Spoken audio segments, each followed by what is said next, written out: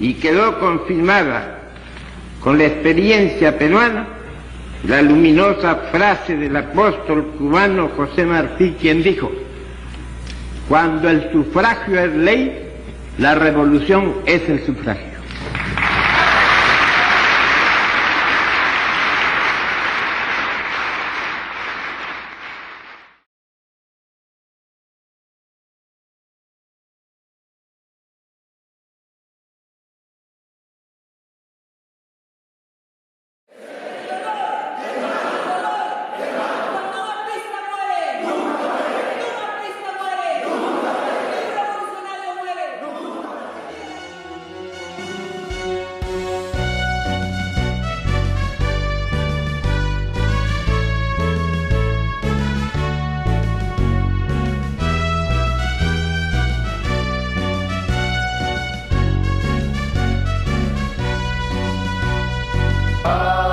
Paso a los caídos por la justicia y la libertad. Paso a los valientes que derramaron sangre y valor. Soldados de la plaza sacrosanta, juremos luchar hasta vencer, hasta morir. Lucha sacrosanta de justicia, por la santa libertad hasta vencer, por la gran revolución, todos los apristas a luchar hasta vencer.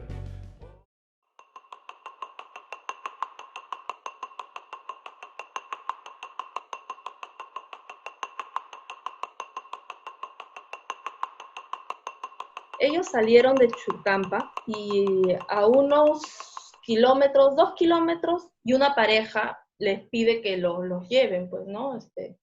Los detienen a pedirles que les den un aventón, algo así. Yo tengo mis recuerdos, pero acá con datos exactos, ¿no? A la 1 de la tarde sube esta pareja y es divisada por este niño pastor de 10 años. Suben al carro en la parte externa de la camioneta, porque esta era una camioneta solamente de una sola cabina, de 2 asientos.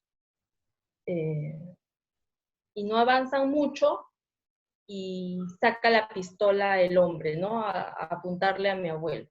Mi abuelo alza el brazo para cubrirse, pero obviamente el balazo traspasa y lo mata inmediatamente, ¿no? Muere inmediatamente. No sé en qué momento abre la puerta, pero cae del lado de la puerta del conductor. No, para esto mi abuela ya sale corriendo. Cuando corre unos metros, le disparan por la espalda. Cae, y no sé si no tenían más balas o fue un ensañamiento, pero la fulminan, ¿no? Brutalmente con piedras, ¿no? Y es por este motivo que en su entierro los ataúdes estaban completamente sellados. Eso es lo que pasó. Yo no sé si lo he escuchado o tengo la sensación de que eran jóvenes, ¿no? 2 jóvenes, una pareja. Que estaban envenenados, o sea, los habían llenado de odio, ¿no? Y apagaron la vida de 2 personas que hacían tanto por el pueblo, ¿no? Ellos decían defender al pueblo, pero mis abuelos sí trabajaban todos los días por su pueblo, ¿no? Querían que vivan bien, ¿no? Querían que tengan luz, que tengan agua, que tengan educación. Y ese era el trabajo de su vida, ¿no? Y no tuvieron miedo, porque a pesar de las amenazas seguían trabajando. Entonces, más que odio a ellos, tengo orgullo de mis abuelos.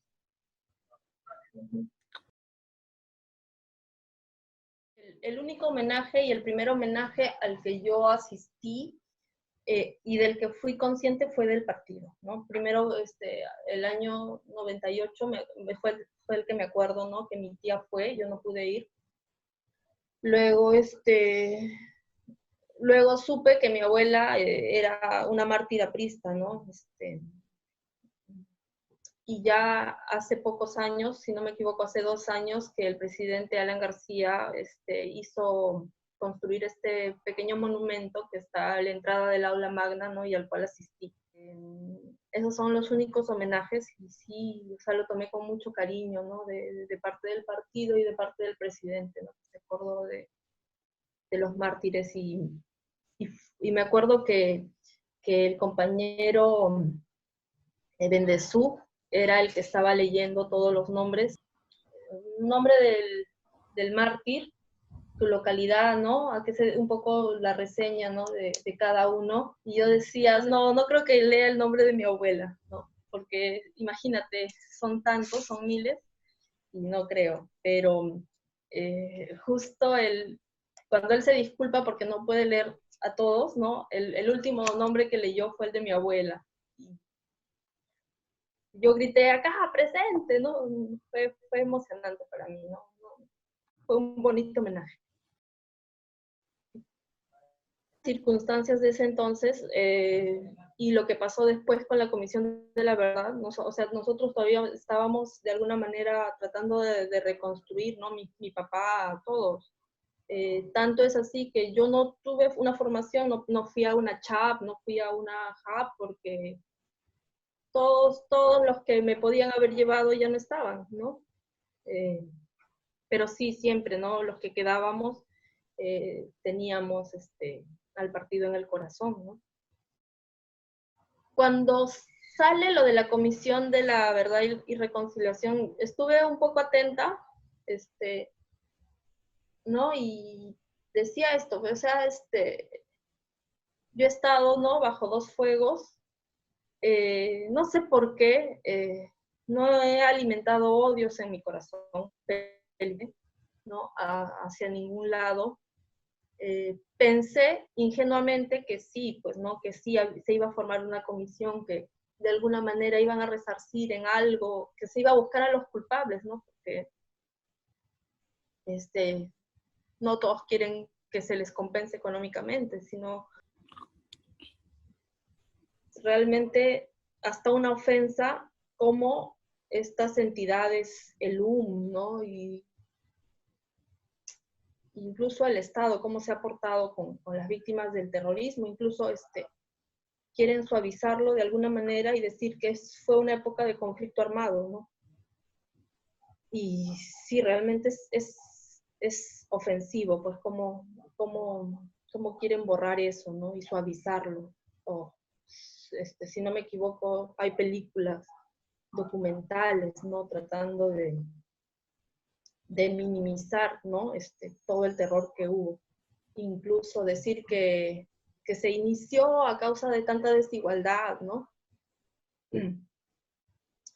Y esto para mí, o sea, yo lo he tenido muy claro porque al haber sido víctima de ambos lados, yo me pongo a analizar, pues, ¿no? En el caso de mi tío, un joven de 19 años al que otro joven asesina por una cuestión personal, ¿no? Porque de repente les gustaba la misma chica y a la hora que jugaron fútbol, ¿no? Tuvieron por ahí una disputa personal, aprovecha que tiene un arma y va y busca a sus amigos y los mata, ¿no? O sea, esta persona lo ha hecho por una cuestión, por un motivo personal. En cambio, del otro lado había toda una maquinaria del terror que sí quería matar, que sí quería tomar el control. Se disfrazaban de campesinos, no les importaba matar niños, y era tan difícil identificarlos porque, o sea, una amiga o hasta un tío podía haber formado parte de esto, ¿no? Porque de alguna manera se vieron involucrados, porque si no se unían a esta causa, los mataban, ¿no? No había pensado que ese desinterés era porque mi abuela era aprista, ¿no? Pero es probable, porque no comprendo por qué solamente mencionan de ella su nombre, el lugar donde murió y la fecha. No dicen nada más. Cuando naces en una familia aprista empieza todo así, ¿no? Por las emociones. Nadie me llevó a la CHAP, pero, o sea, creo que desde que abrí mis ojos, o sea, siempre había una estrella, ¿no? Encontraba libros de Víctor Raúl en la biblioteca que dejó mi abuelo, ¿no? Mi mamá, todo era Alan, o sea, hablaban de Alan y no sabía quién era, pero había fotos de ella de la Torre, ¿no? Como alguien de la familia. Era así, ¿no? Alguien que estaba ahí, alguien cercano. Ya mayor descubres o lees, ¿no?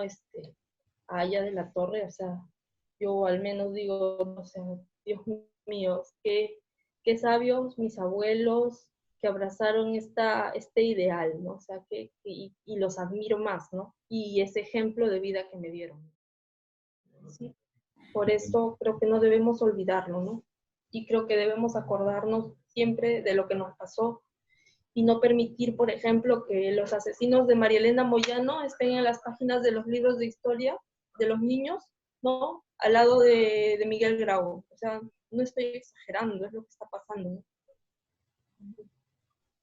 Y es preocupante.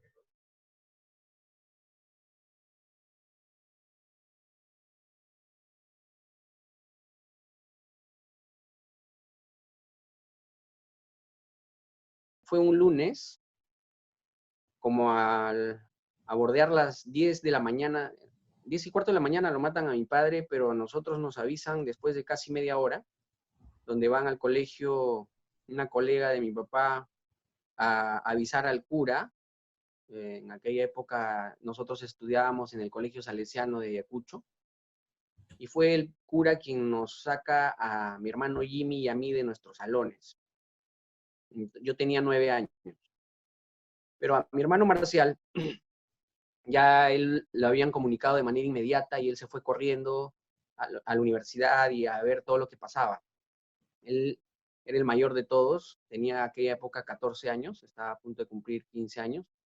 Salimos, nos pusimos a orar con el padre y no nos quería todavía informar tal cual pasaban las cosas, solamente nos mencionaba que mi padre había sufrido un accidente, pero dentro de nosotros ya sabíamos que posiblemente lo habían matado. Y él siempre lo decía, en cualquier momento me matan, pero lo que pasa es que él era un luchador social de los que no se amilanaba en lo absoluto, ante nadie, en lo absoluto. Entonces, fue como que al mediodía del lunes 29 de mayo, donde recién pudimos llegar a la morgue, y ya en ese momento se encontraba mi madre, mi hermano mayor, y todos los amigos y la población consternada, la prensa, respecto al asesinato de mi padre, ¿no? Entraron a la universidad 3 personas desconocidas, donde previamente habían entrado al salón a escribir muerte a Capelletti en la pizarra, porque era el catedrático de la universidad, y ese día él tenía que dictar un examen. Entonces entró, hizo borrar la pizarra a uno de sus 40 alumnos que tenía presentes en el salón, borró la pizarra tranquilamente, se sacó su casaca y puso su arma en el pupitre, porque él tenía que andar armado, y en ese momento, cuando él empieza a escribir las 5 preguntas que tenía que dar a sus alumnos, entraron estas personas y de frente arremetieron contra él con un disparo en el cuello, que lo inhabilita y no puede llegar a su arma en el pupitre, y inmediatamente le dan 2 disparos más, ¿no? Una vez más, y lo remataron con un balazo en la cabeza. Y obviamente haciendo vivas, pues, respecto a Sendero Luminoso y en fin, ¿no? Todo eso en presencia de 40 alumnos, donde ninguno de ellos pudo hacer nada, y seguramente algunos de ellos se dice que también eran parte de Sendero, porque alguien tenía que informar el día, la hora, que mi padre paraba en la universidad, porque nuestra vida era muy complicada. Muchas veces para ir al colegio lo hemos tenido que hacer en la maletera de los autos. A las 2, 3 de la mañana salíamos de la casa para irnos a la casa de mi abuela en las maleteras, o tenía que venir el portatropa del ejército para movilizarnos, y cosas así. Era muy complicado poder tener una vida normal. Parábamos literal como ahora lo están nuestros hijos, ¿no? Encerrados en casa, porque si en aquella época, si ahora sales, te enfermas, si en aquella época salías, no te enfermabas, sino morías, así de simple. Diario por la zona en donde nosotros vivíamos, siempre aparecían cadáveres, ¿no? Entonces, para nosotros los chicos de 9, 10, 12, 15 años, posiblemente era ya casi normal encontrar a alguien fuera de casa o alrededor muerto. 6 de la tarde, 7 de la noche empezaban los dinamitazos y era una cosa de todos los días. Y no solamente vivíamos encerrados, sino también vivíamos sin luz, ¿no? Muchas de las clases y muchas de las tareas que recuerdo haber hecho han sido a vela. Y como yo, toda la población ayacuchana, todos los chicos de mi época, han tenido que sufrir esta crisis, esta catástrofe que originó Sendero Luminoso, pero que gracias a Dios al día de hoy ya no los tenemos. Poco después de la muerte de mi padre, mi mamá, con mi hermano menor, que en aquella época mi hermano menor tenía 4 años, él es uno de los que no se acuerda de mi papá, o no se acuerda mucho, tiene una imagen muy vaga de él, se vinieron a Lima, porque mi mamá estaba en shock, y nosotros nos quedamos viviendo junto a mi abuela, la mamá de mi mamá, en Ayacucho, y a las 2 personas que acompañaron a mi padre durante toda su vida política, que era su personal de seguridad, que al día de hoy son muy grandes amigos nuestros, y nos quedamos al cuidado de ellos. Eso fue en el mes de mayo, junio. En el mes de julio, a medio año, en las vacaciones exactamente de medio año, se apareció a las 2 de la tarde un par de portatropas. Vinieron a sacarnos de la casa sin decirnos absolutamente nada, porque supuestamente había llegado una información de seguridad del Estado donde en ese día iban a dinamitar la casa y nos iban a matar a todos. Lo extraño es de que, pues, si ya muerto estaba mi padre, no sé cuál era el ensañamiento de Sendero para matar a los hijos. Así es que, junto con el ejército, con los soldados del ejército de aquella época y el personal de seguridad que teníamos a cargo, mi abuela y mis hermanos agarramos todo lo que pudimos en ese momento, ya te imaginarás, doblar frazadas, ropa, hacer maletas, tratar de sacar todo lo que se podía de la casa, lo necesario, y venirnos a Lima. En ese momento el avión nos esperaba en el aeropuerto de Ayacucho, porque nos pusieron un avión Antonov para poder traer las cosas. Y fue dramático porque cuando llegamos al aeropuerto, subimos las cosas, bueno, te imaginarás, pues en un vuelo de apoyo de aquella época trasladaba hasta gallinas, papa, sacos de papa, en fin. Llegamos a Lima y literal bajamos del avión y nos dijeron, bueno, señores, hasta aquí llegaron, ¿no? De acá váyanse a su casa.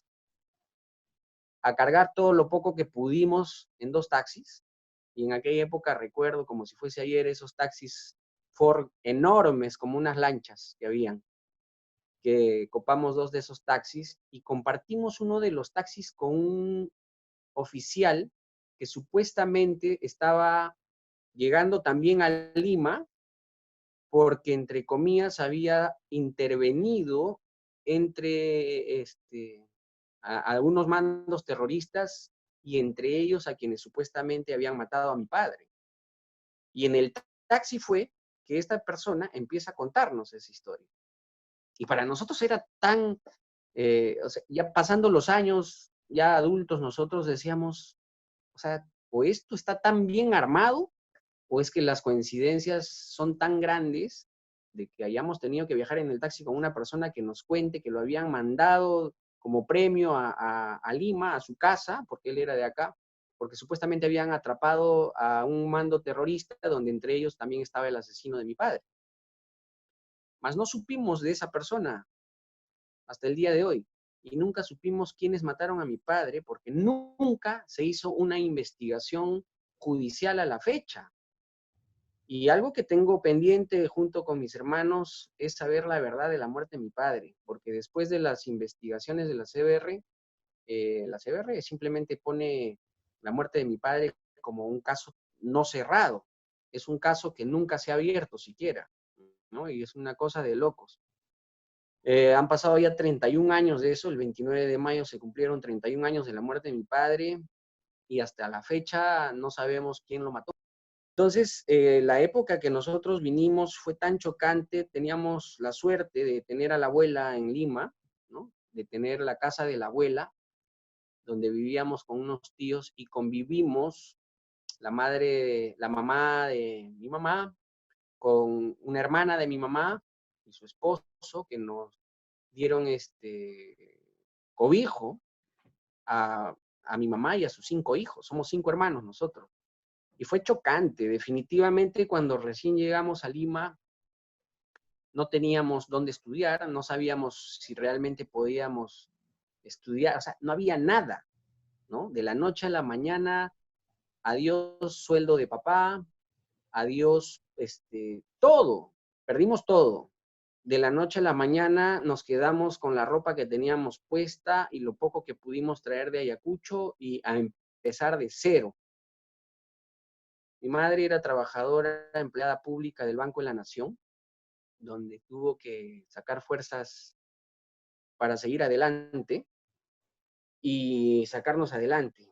Gracias a Dios tuvimos manos amigas, tanto de compañeros del partido como los curas salesianos que nos acogieron nuevamente aquí en Lima, pero mi madre, gracias a Dios, pudo luchar con eso.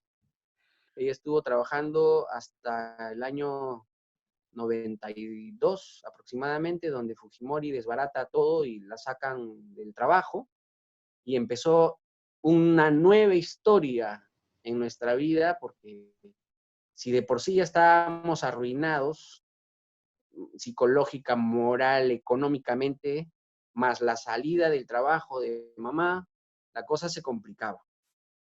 Y así pasó hasta el año 94, que yo tomo la decisión de regresar a la ciudad de Ayacucho. Y me regreso con la finalidad de acompañar a mi abuela por parte de papá, que ella estaba sola. Y para mí, en lo personal, cambia el rumbo de mi vida, que iban avanzando los años. Yo terminé el colegio y al poco tiempo Marcial terminó la universidad. Mi hermano mayor me tiene una diferencia de edad aproximadamente 6 años. Entonces, él estudiaba Derecho y ya estaba haciendo su cesigra en el Congreso. Y al poco tiempo, teníamos ya una comunicación muy fluida entre él y yo, y le digo, acá en Ayacucho el partido se tiene que rearmar. Y estamos en ese camino. En aquella época éramos 6, 7 personas, el único joven era yo, muchachito. Y llegó mi hermano a Ayacucho y se quedó a vivir conmigo, y empezamos nuestro batallar político, empezando a renacer el partido de cero. Y fui uno de los pioneros en rechazar la instalación de la Comisión de la Verdad. En principio, porque era una cachetada a la pobreza, y una cachetada y un insulto a las víctimas de la violencia, que la comisión haya tenido un presupuesto de más de 13 millones de dólares para hacer la investigación que ha hecho, y que a la fecha no sirven para nada, o sirven muy poco, o sirvieron muy poco. Con esa cantidad que ha gastado la Comisión de la Verdad en su investigación, se pudo haber reparado a todas las familias directas víctimas de la violencia. Se pudo haber construido un hospital de salud mental,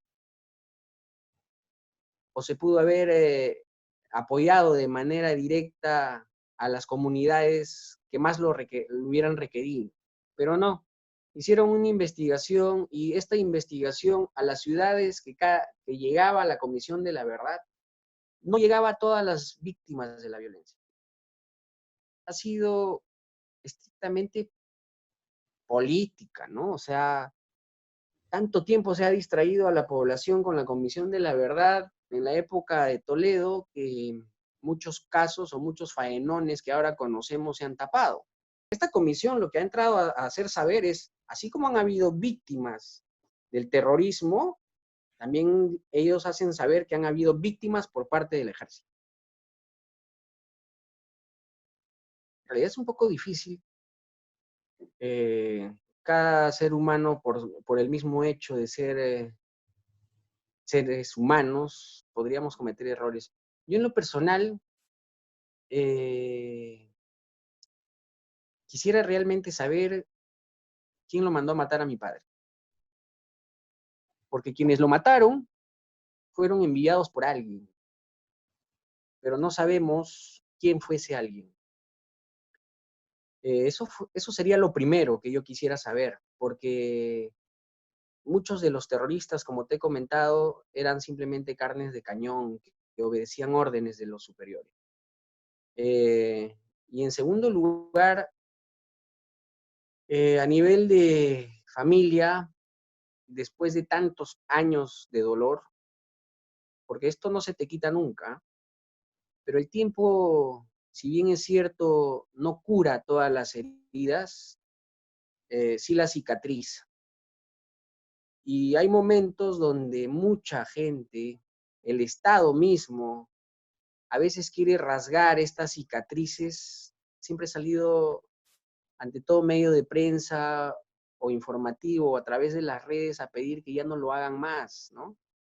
Porque lo único que hacen es nuevamente rasgar las cicatrices para reabrirlas con el único fin de estar 1, 2 o 3 días a la luz pública.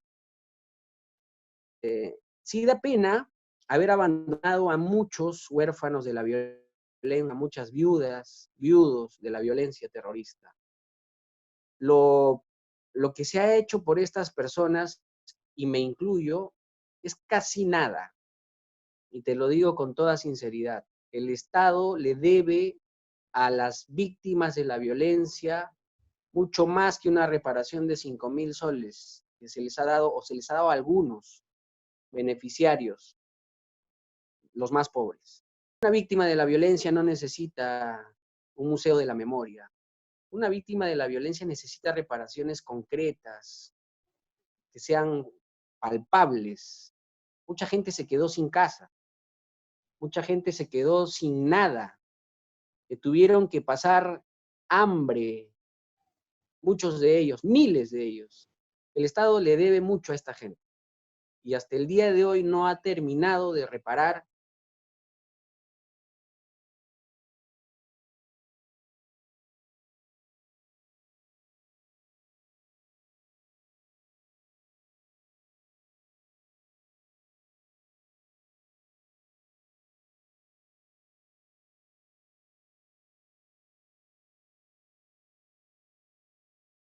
El año 89 fue un año de cúspide del terrorismo. Sendero se ensañó contra funcionarios apristas, funcionarios del gobierno que eran apristas, contra dirigentes partidarios y electos por el pueblo, ¿no? Como alcaldes y regidores. En noviembre del 89 fui convocado por el compañero Agustín Mantilla. O sea, te llamaba un ministro aprista y para ti un engalonamiento, ¿no? O sea, era un jamón, ¿no? Pero cuando nos dijo, nos enseñó muestras, fotos, o sea, accionarios que había hecho inteligencia de la policía, que había rescatado documentación de Sendero, nos dice, un estudio de inteligencia habían determinado atentar contra los candidatos del partido. La siguiente semana, fue viernes que nos convocó, la siguiente semana iban a atentar contra 3 candidatos, ¿no? De los distritos de La Victoria, que era mi caso, y era candidato de alcalde. Incluso nos dieron fechas. Mire, el lunes te van a matar a ti. Le dijeron a la Santanita, a la compañía de Guapaya, el miércoles Santanita y Víctor Raúl a ti el viernes, ¿no? Así que ellos hacen un servidor. No se empezó a explicar la operativa de Sendero, ¿no? Que tenían su comando de aniquilamiento, su comando de seguimiento, que hacían, ¿no? Entonces me dicen, los que van a atentar al final ni conocen a las víctimas. Recogen el trabajo previo de seguimiento y van a matar, pues, ¿no?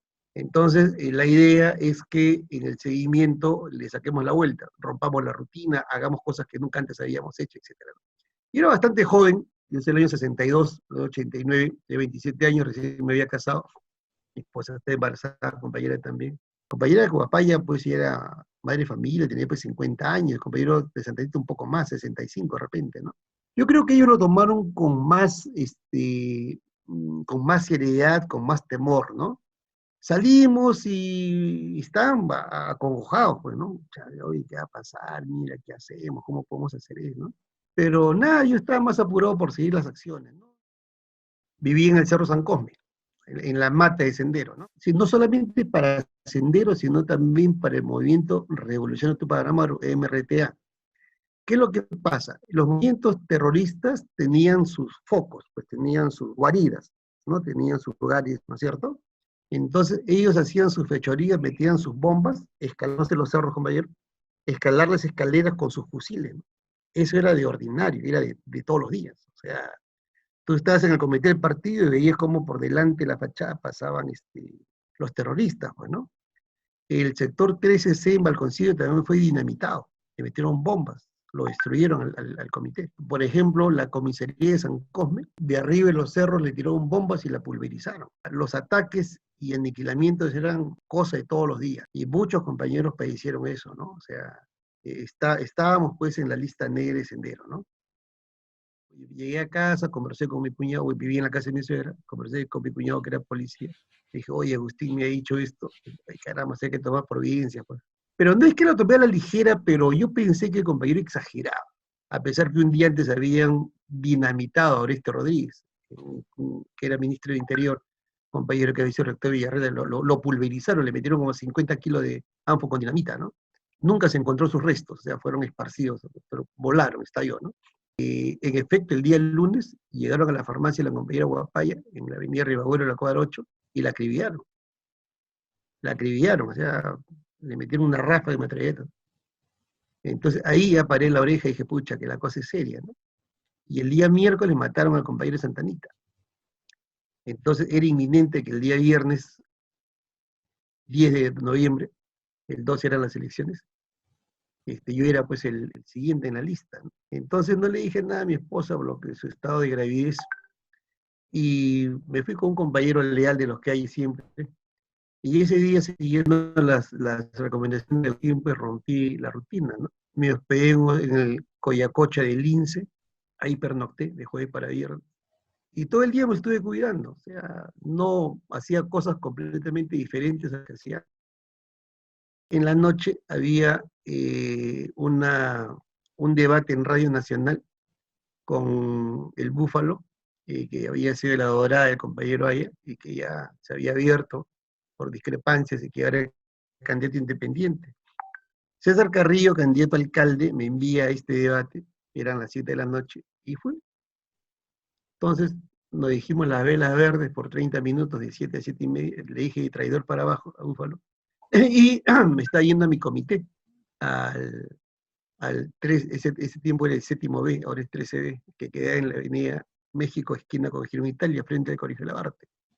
Y en ruta paso por el Parque El Porvenir, de Radio Nacional, que queda por el Estadio Nacional, y un compañero, segundo Plasencia Bazán, a la par era secretario de partido, 13B, mi comité, me detiene y me dice, oye, Víctor Raúl, aquí en la biblioteca del Porvenir hay un grupo, hay una agrupación pro vivienda, y sería bueno que le des un mensaje. Me dice, no son apresas la mayoría, hay algunos compañeros. Y eso me retuvo y eso me salvó la vida, compañero. Me quedé más o menos hasta las 8:05 allá, y salí y me iba al comité, como todos los viernes nos reuníamos, ¿no? Y más que todo, que eran 2 días antes de las elecciones, teníamos que ver personeros. Y resulta que en ese paralelo, a las 8 de la noche, llegó un contingente Sendero al local. Entran pues con bolsas negras, con ametralladoras. Mi local era pequeño, digamos, era un local pues ¿qué te digo? Pues de 8 metros cuadrados, 4x2, un local chiquitito que habíamos conseguido, ¿no? Y tenía una salita y un baño, nada más, no tenía nada más, era una habitación con baño. Entonces entran los de Sendero y preguntan, Espinosa, y para identificarme.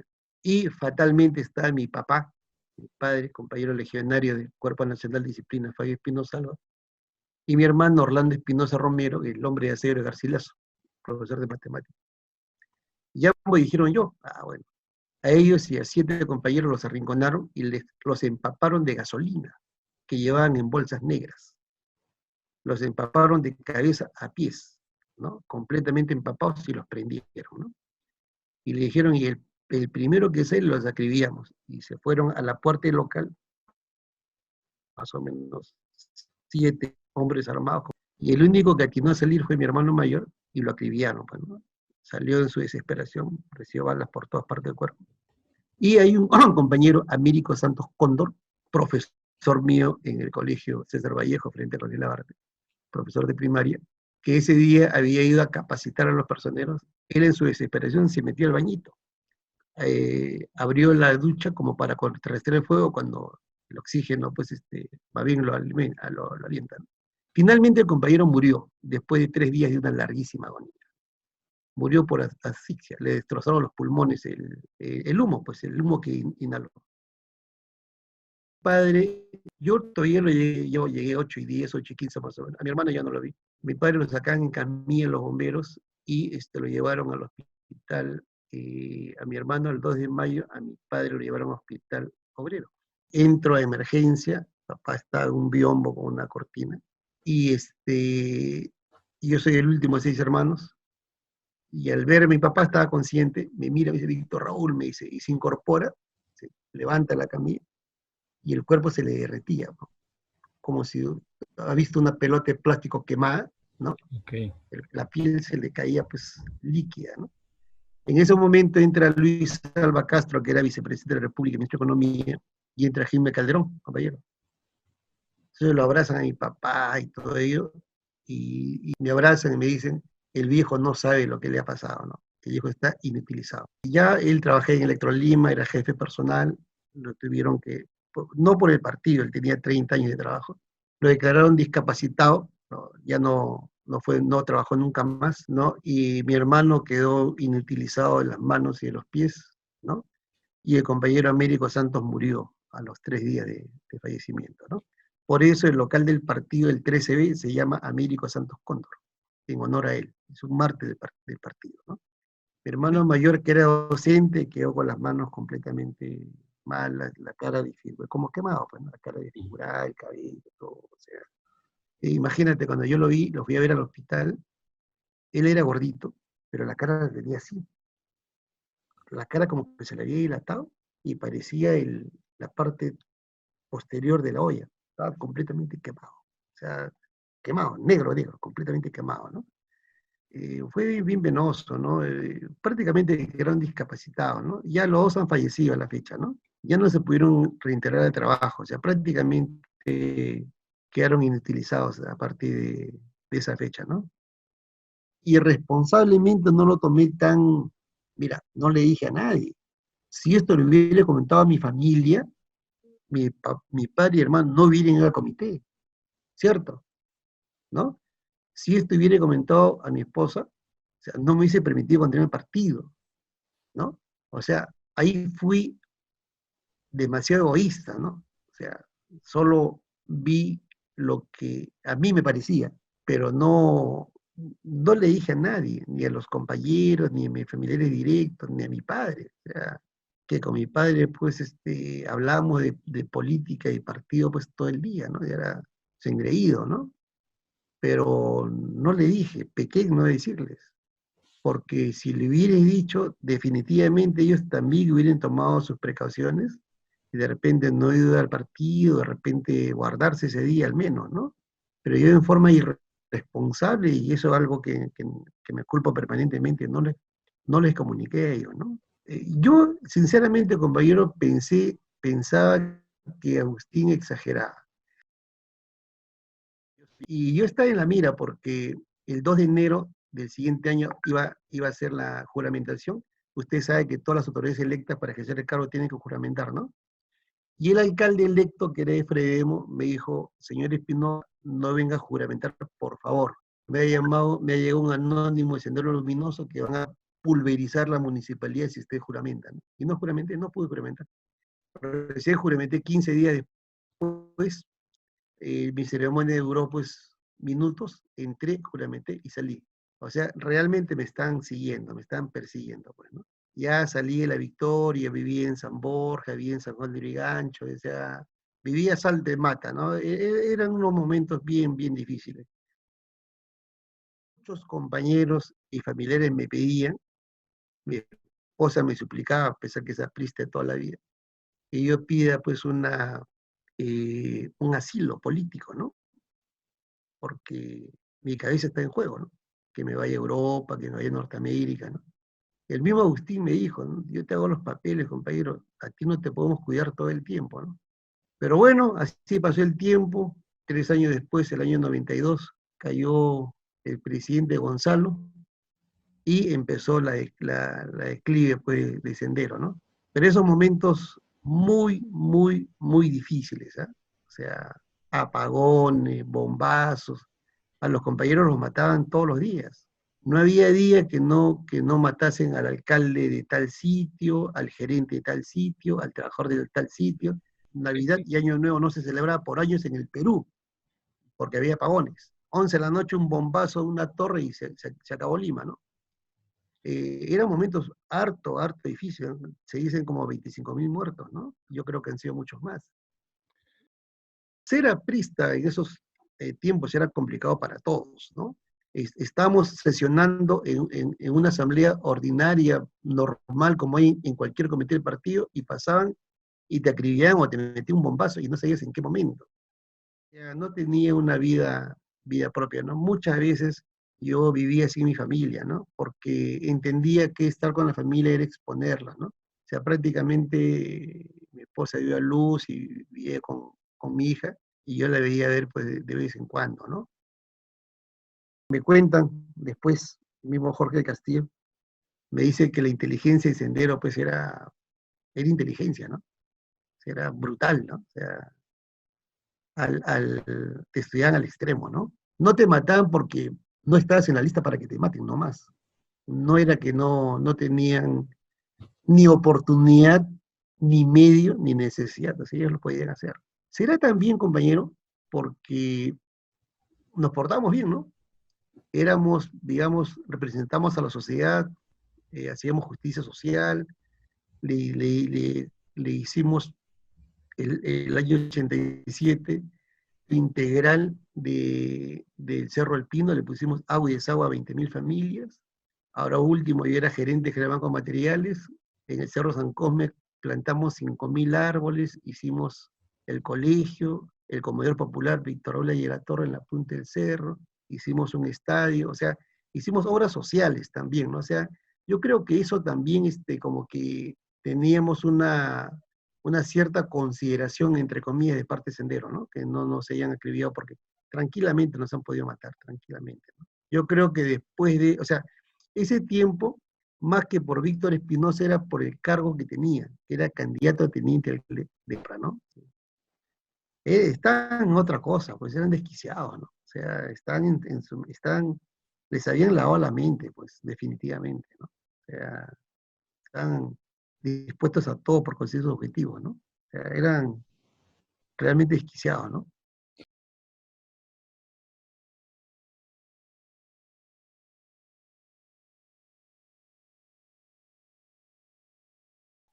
Odete Rodríguez viene de Cabana, ¿no? La provincia se llama Payasca, pero él no es de Cabana, él es de Payasca, y distrito también se llama Payasca. Se vino pues de estudiante universitario, estudió a la universidad, pero nos contaba mucho su historia, ¿no? Antes de ser universitario trabajó en la mina de carbón, y esa mina de carbón lo hacen a pulmón. Así que era muy universitario, era muy despierto. Pues, ¿no? Llegó acá y se incorporó al APRA de inmediato. Pues. Su padre era también aprista, sus hermanos todos son apristas. Él es payasquino, ¿no? Entró a San Marcos y se hizo dirigente universitario de la Universidad de San Marcos, de la FEP, Federación de Estudiantes. Toda una noticia en los diarios, no es como ahora que las federaciones universitarias no tienen sentido, tenían mucho valor ese tipo de federaciones estudiantiles. Ahí se hizo muy conocido y muy querido por Aya de la Torre, ¿no? Y siempre se pegó a Aya. Se pegó a Aya y entonces Aya lo ponía como rector de la Universidad Popular González Prada. Durante muchos años fue rector de la Universidad González Prada. Era separado, después se lo juntaron. Yo fui secretario de Cultura y rector de la Universidad Popular, que ya lo juntaron. Pero en tiempo de Orestes eran dos cargos separados. Un cargo importante era el rector de la Universidad Popular González Prada, ¿no? Y hasta llegó a ser decano por varias veces de Economía, la Facultad de Economía. De ahí pasó a ser vicerrector de Barbieri y después fue rector de la Universidad Federico Villarreal. Y cuando fue rector vino las elecciones. Primero él no quiso ser constituyente. La consigna de los compañeros que solamente voten por Aya. Y los votos de Aya hacían que los demás también triunfen, porque con 10 votos podían ganar. Pero ahí se veía, porque el que acompaña a Aya tenía que ser un desleal, porque decían que no voy a hacer campaña, no quiero que voten por mí, y saco votos, ¿cómo es esto, no? Y Orestes declinó el puesto 7, con toda seguridad que hubiera sido de la Constitución de Víctor Raúl, ¿no? Él se enfrentaba y se acercaba. Parece que cuando fue ministro de Trabajo, se fue en el sur de Ayacucho, había un grupo de senderos muy conocidos, yo no acuerdo el nombre ahora, y él se enfrentó a los líderes, le dijo, ¿qué cosa ustedes están haciendo? Y entonces parece que lo marcaron a él, porque era se enfrentaba directamente cara a cara con los sindicalistas de Sendero. Y el 23 de septiembre lo matan. Era un día sábado. Todos los sábados en Surco hay un local de la PIP, que también iban varios PIP a jugar fútbol con nosotros, ¿ah? Y uno de ellos era encargado de inteligencia, de Sendero, pero nadie advirtió nada, ¿no? Era muy en secreto. Entonces, se fueron a jugar fútbol, ese día varios no fuimos, porque había elecciones en la Universidad San Martín, también trabajábamos nosotros. Estábamos en plena campaña para elegir decano, no sé qué. Entonces, acabó el fulbito, se tomaba algunas gaseosas, se conversaba, se comía algo, y saliendo del fulbito a 2 o 3 cuadras nomás, le hicieron una emboscada, pues. Lo emboscaron y ¡pam! No dejaron pasar carros en una calle chica, 4 o 5 carros, pero se fueron después, y atrás y adelante tiraron unas bombas que salía bastante humo con esas bombas, ¿no? Cortina de humo, llamaban, verdadera cortina de humo.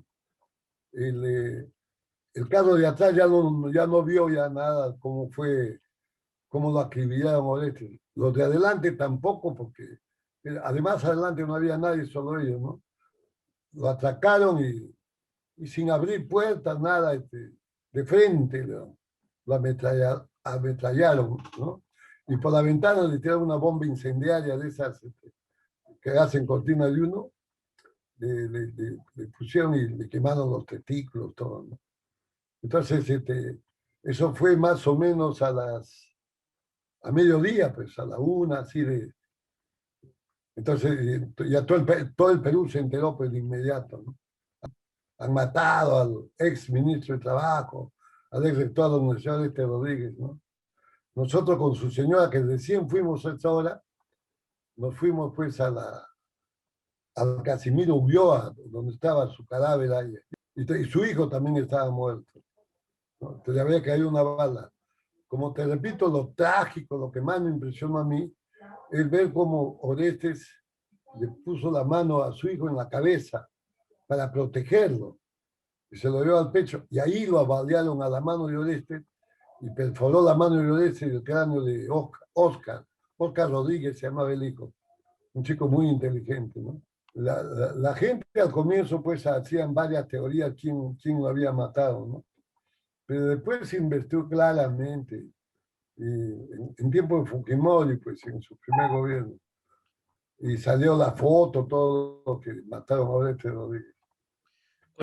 A mí me mandaron a la morgue, pues, a que yo vea el cadáver, ¿no?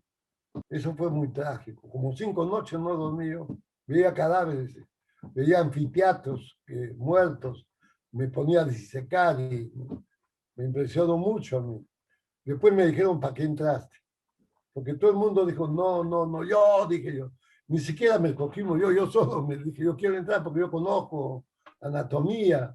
En ese momento no pensé en la otra parte humana, ¿no? Porque todos los demás tenían dudas, no es que no querían, solo preferían no entrar, ¿no? Su cara estaba totalmente desfigurada y su cuerpo, la parte del testículo. Entonces yo sí lo reconocí que era él, que prácticamente estaba encima de su hijo cuando los terroristas se fueron. O sea, hasta sus últimos suspiros han sido proteger a su hijo. No estaba tan masacrado. Oreste lo protegió primero con su mano y después con su cuerpo, para que no se queme todo. Así muerto lo protegió. Exactamente, pero te calculo porque había terminado medicina, exactamente había salido egresado de medicina. 7 años de estudio, comenzó muy jovencito, suponte que 19 más 7, 26, 27 años tendría Oscar Rodríguez. Carota, porque su madre es japonesa. Y ahora tenía mucha afición por damas orientales, ¿no? Yo lo quería mucho. Acá venía a la tienda, estaba tan escaso el arroz que mi madre tenía, no sé, hacía milagros, parece que ocultaba un poco el mercadería y decía, señora, 1 kilito de azúcar, y le daba su kilo de azúcar al ministro. El ministro y compraba en bodega. Y hacía ceviche de atún, Oreste Rodríguez, acá en mi casa. Es el padrino de Úrsula, premonitorio, porque la más política de mis hijas es Úrsula. Era muy amigo mío, pues en Villarreal, ¿no? Y desde que yo era estudiante de Villarreal, él era ya profesor en Villarreal, recién iniciaba su cátedra, ¿no? Y también era profesor estudiante en San Marcos. Él estudió en San Marcos Economía, también estudió Educación, ¿no? Un apoteósico. Yo he visto entierros geniales, ¿no? El de Haya, pues el de Haya es incomparable. El de Haya fue desde Alfonso Ugarte hasta Trujillo prácticamente. Es el entierro más largo que he visto y más duradero, una semana entera duró, ¿no? En Chimbote, en Casma, en cada sitio, le hacían sus homenajes, todo. Desde Lima, en Lima la gente que no lo quería que salga de Alfonso Ugarte, ¿no? Y después el de Alan, pues, que tú lo has visto, ¿no? En tercer lugar yo pondría el entierro de Oreste Rodríguez. En tercer lugar, por la cantidad de gente y por la emoción de toda la gente, ¿no?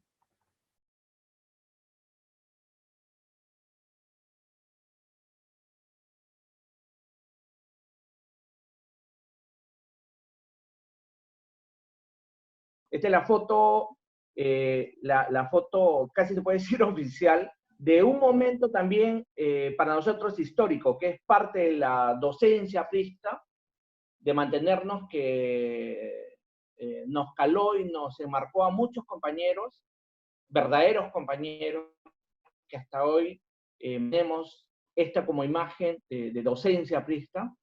Esta imagen fue horas después de que en esta casa donde estoy, que era su vivienda, su casa, y que la había dado para labores sociales, estamos hablando ahorita en el tercer nivel de la avenida Ribagüero 460, esta vivienda en ese año, en el año 89, desde el año 85, se convirtió en una casa del pueblo. O sea, ella misma lo designó de esa manera y donde se hacían actividades sociales. Acá funcionaba un comedor popular, acá se realizaban actividades políticas de su sector, en ese tiempo el sector 30, Carlos Manuel López. Acá mismo también había un área que era destinada a la juventud, para la JAP. Teníamos importante ocurrencia y fue atacado 3 veces. Es una de ellas, en una madrugada, atentan contra la vivienda y destrozan todo el balcón, destrozan la fachada, se desgarra de las ventanas y las puertas de fierro que tenían, y un murete que se ve en ese lugar también cayó, ¿no? Entonces, y ella como respuesta ante sus armas eran esas, ¿no? En un brazo, en una mano, la bandera de su partido, y en la otra mano la acción que tuvo, ¿no? Con una tiza sacó la pizarra que había estado en el suelo por la bomba que había caído, la levantó con el compañero Funes, recuerdo, que está ahí a su lado, y con puño y letra ella escribió, ¿no? No tememos a los cobardes, aprista, ten orgullo de tu gran partido, ¿no? Y dibujó la palabra, el símbolo de la palabra APRA, ¿no? Está fechado, inclusive en la parte posterior ella misma escribe los datos de ese momento, ¿no? Ujú. Los datos de ese momento, donde dice atentado que sufrió el local del sector 30 Carlos Manuel Cox por manos criminales. Sucedió el día 3 de febrero. Esto fue en el año 88 a las 5:30 de la mañana. El símbolo de lo que fue la respuesta de la democracia en ese momento y de un partido que le decía no al terrorismo. Burbujeaba el tema, la subversión, el terrorismo, que era pues el Cerro del Agustino. Habían células que realizaban actividades y acciones, ¿no? Y muchas de ellas esas actividades se remarcaron acá en el distrito, tratando de crear el terror ante la población, ante la ciudadanía, ante el gobierno, pero que no pudieron avanzar. Pero sí, era muy difícil, había temores. Yo viví no solamente este hecho, viví varios momentos complicados, ¿no? Como te comentaba, este local había sido atentado 3 veces, y en una de ellas, en el segundo atentado, dejaron un petardo en la puerta en plena sesión política.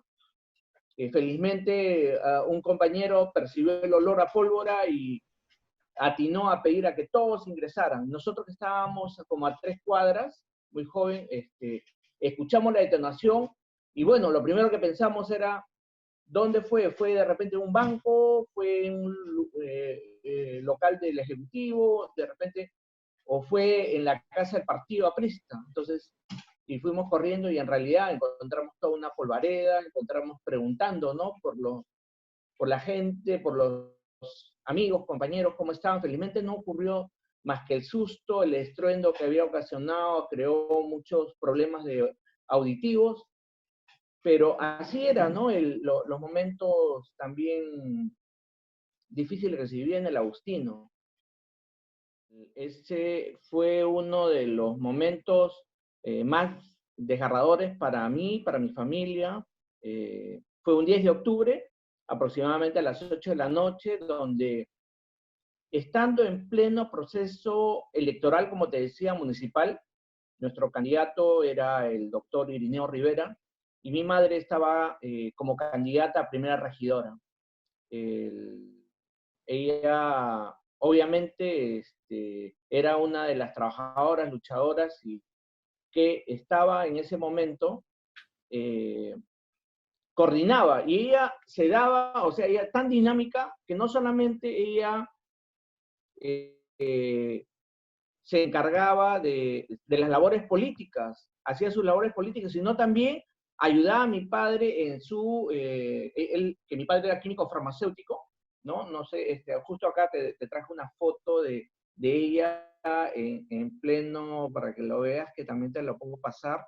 Así me la pasa. En plenas labores, claro. Ella también, que era, también tenía estudios técnicos, porque ella era enfermera de profesión, había trabajado en el hospital militar, y esa relación con mi padre como químico farmacéutico también relacionado al tema de salud, los había unido en algún momento, y mi padre formó esta botica, ¿no? En el cual una farmacia que ellos cumplió hace aproximadamente unos 10 años, 12 años, 50 años, ¿no?, de funcionamiento. Y ella también se daba el lujo de hacer actividades ahí, de apoyarlo en su trabajo. Y habían quedado a las 8:30 salir a preparar, salir a hacer labor política, ¿no? Las pegatinas, el trabajo político para la campaña, ¿no?, del partido ahí en el distrito del Agustino para la alcaldía. Y ella había coordinado justamente ese día para hacer el famoso sopa de menudencia, ¿no?, que era la sopa que reconfortaba y que era el reconstituyente para todos los que trabajaban en la noche durante las labores políticas. Y en ese momento ella estaba en la farmacia, estaba trabajando. Y a mi padre, yo recientemente, bueno, tenía ya,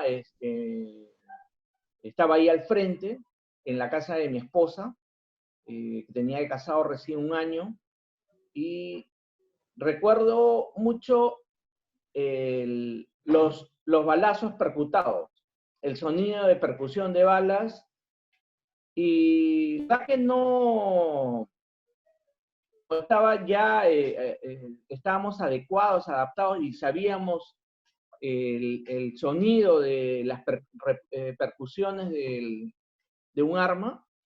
Yo dije, estos son balazos, pero cuando salgo vi, porque yo vivía al frente, vi que la gente salía corriendo de la farmacia de mi padre. Y recorría asustado, y cada vez que daba un paso hacia el lugar, realmente me sentía con más temor y más miedo de pensar lo peor. Ingresé a un ambiente lleno de humo, con olor a pólvora, no había nadie, no había gente, y ver ese cuadro que hasta ahora no se me olvida, ver a mi padre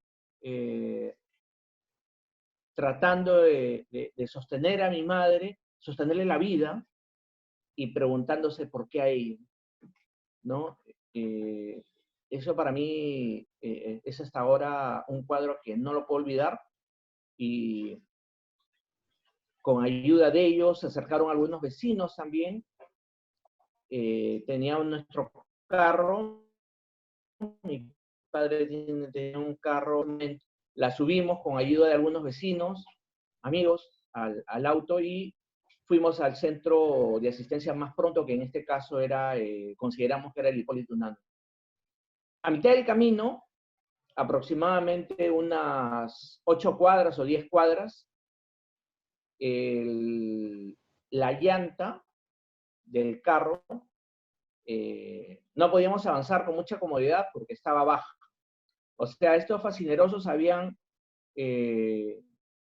también habían hincado, probablemente habían desinflado la llanta, habían utilizado, no sé, al final nunca supe qué, porque solamente cambiaron la llanta, pero nunca supe qué fue lo que pasó, pero la llanta estaba desinflada. Pero así con todo llegamos al hospital, donde desgraciadamente solamente pudieron certificar su deceso, donde al final confirmaron que 6 balazos truncaron su vida, y entró pues ese proceso del viaje en polvo a las estrellas.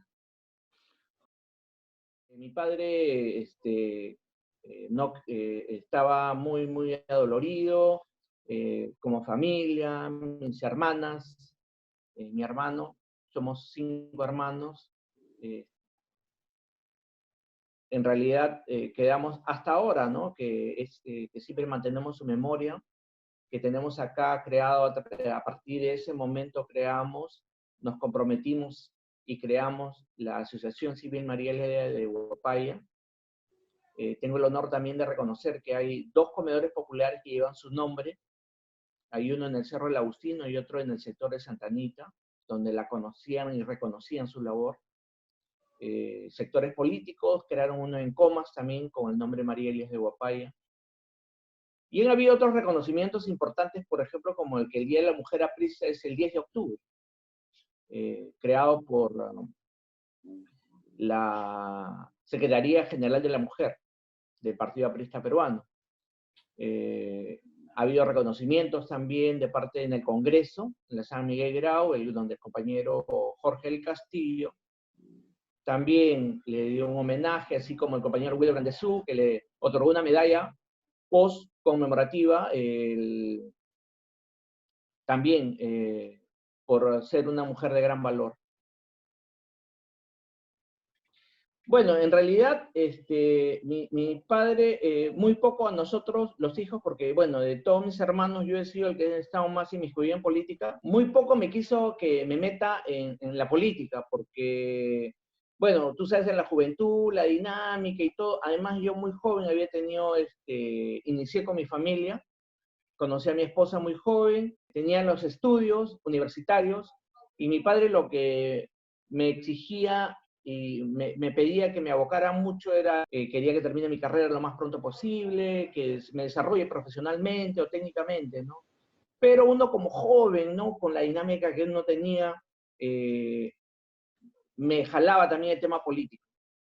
Y entonces mi padre muy poco como me integraba, yo me escapaba más bien y utilizaba cualquier pretexto para participar en la juventud aprista, ¿no?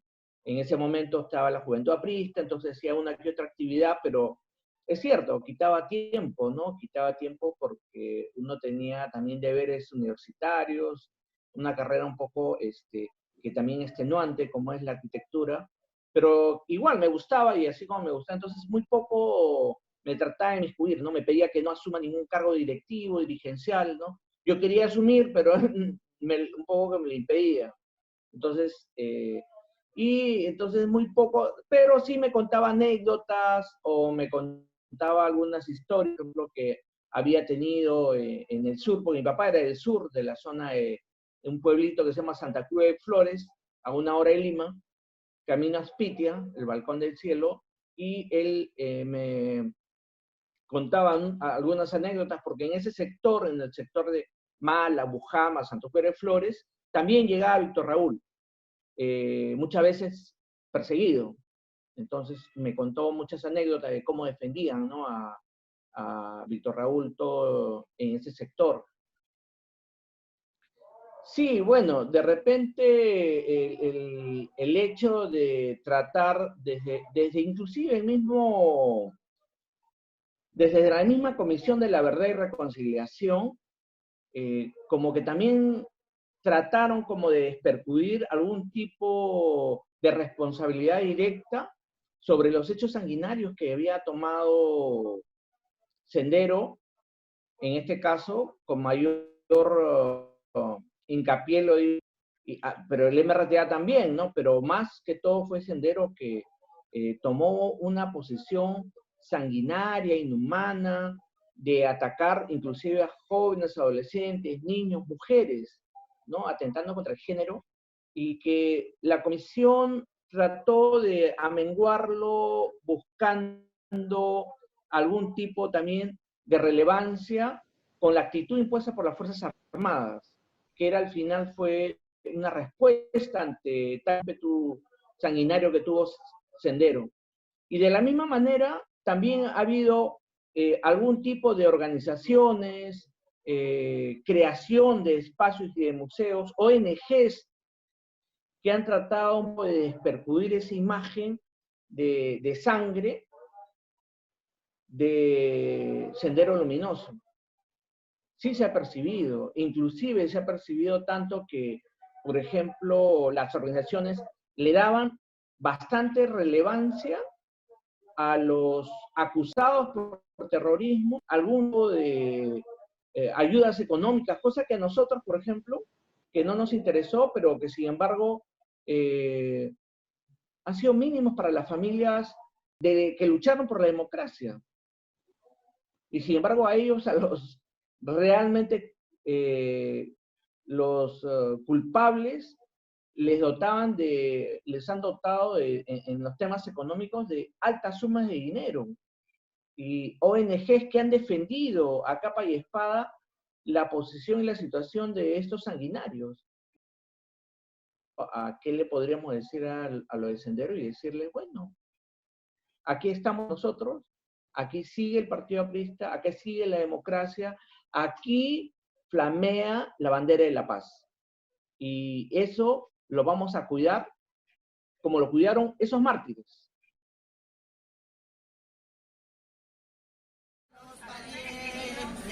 La justicia y la libertad, paso a paso los valientes por la justicia, con sangre y valor, soldados de la empresa sacrosanta, queremos luchar hasta vencer, hasta morir, lucha sacrosanta de justicia, lucha por la santa libertad, hasta vencer, hasta morir, por la gran revolución.